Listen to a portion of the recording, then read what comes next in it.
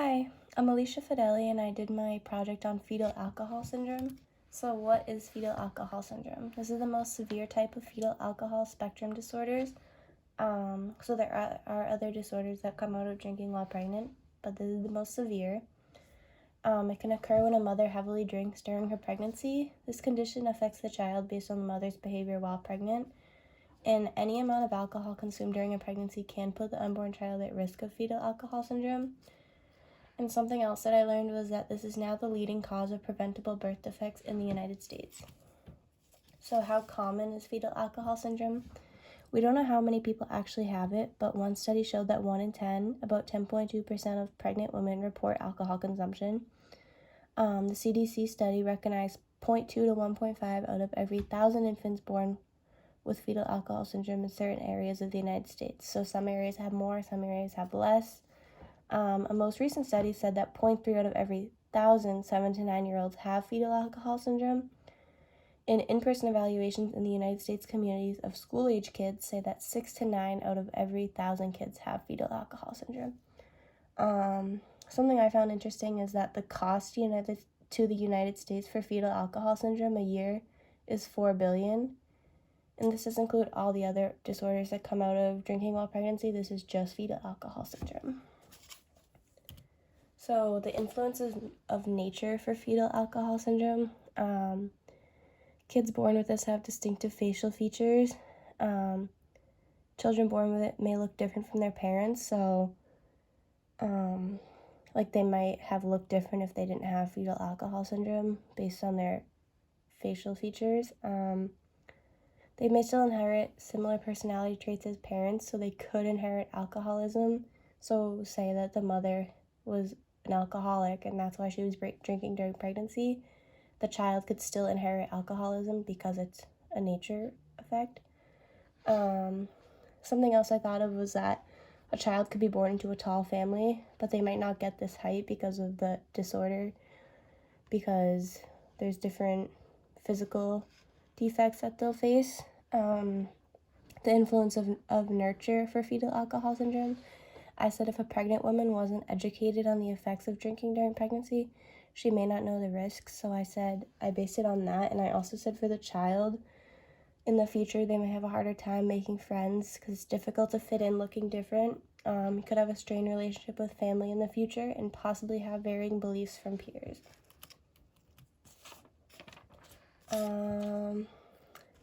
So what are fetal alcohol syndrome's effects on physical development? Like I said before, they have distinctive facial features. I added a picture in here too, but some of the more common ones is thin upper lip, small eyes, upturned short nose, and smooth skin in between the nose and the lip. Fetal alcohol syndrome also causes issue with the kidney, heart, and bones.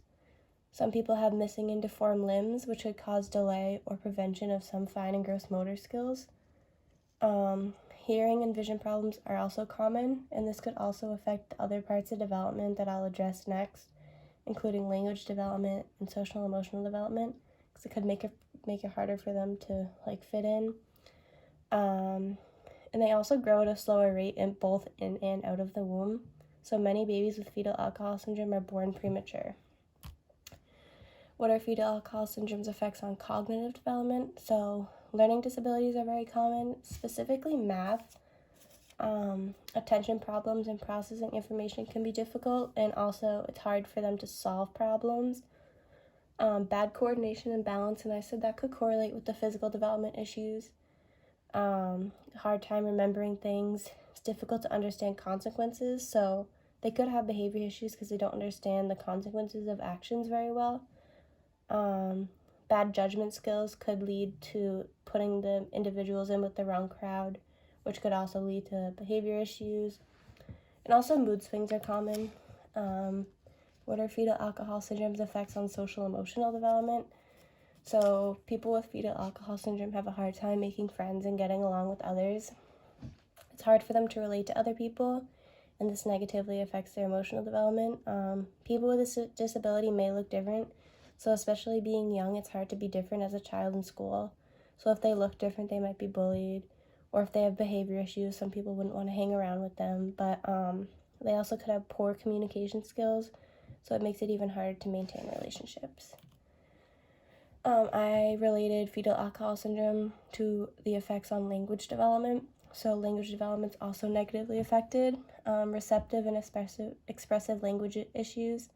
So as we learned, receptive language is understanding, and expressive is the ability to use language to express yourself. Older kids show a deficit in syntax, which is like grammar rules and how we put words together. And they also show poor comprehension of vocabulary and commands. So fetal alcohol syndrome in younger kids, like low birth weight, sleep problems, especially in an infant, shorter than most kids their age. And if you aren't sure if your child has it, it is important to monitor your baby at this age to determine if it's a possibility. In older children, relationships are affected. Learning disabilities will be more visible now, and this may be a good time to start therapy for any issues a child may have because of the disorder.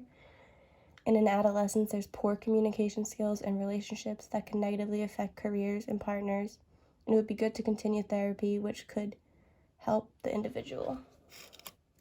So are there any treatments for fetal alcohol syndrome? Sadly, there is no cure. It lasts a lifetime, and the best way to prevent it is just avoid consuming alcohol while pregnant. There is treatment to improve development. So therapy is one, so speech therapy for language development delays, physical therapy for physical development problems, tutors to help with learning disabilities, therapy with mental health professionals for social emotional development problems. Medication to help some symptoms, so ADHD medication could help with hyperactivity.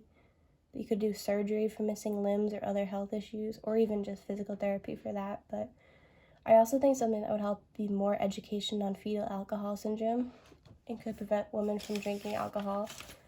Many people don't know the risks of it, so they don't know that it's that bad, but so I think more education would definitely help. So I choose to do my peer-reviewed study based on offenders with fetal alcohol syndrome. So the Alexis Fetal Alcohol Syndrome Disorder Justice Program, it uses neurocognitive information to inform decisions in courts for adults with suspected fetal alcohol syndrome. So criminals with fetal alcohol syndrome have difficulties while they're incarcerated. They don't really understand why they're being incarcerated. They get more charges while they are, have a hard time finishing programs in correction, and they're less likely to be granted parole than people without fetal alcohol syndrome. This program helps humanize offenders, so the goal for Alexis Fetal Alcohol Syndrome Justice Program is to help clients feel safe. They want legal professionals to be more educated on fetal alcohol syndrome, and many people with many different backgrounds are working together to bring more positive outcomes for offenders with fetal alcohol syndrome. And then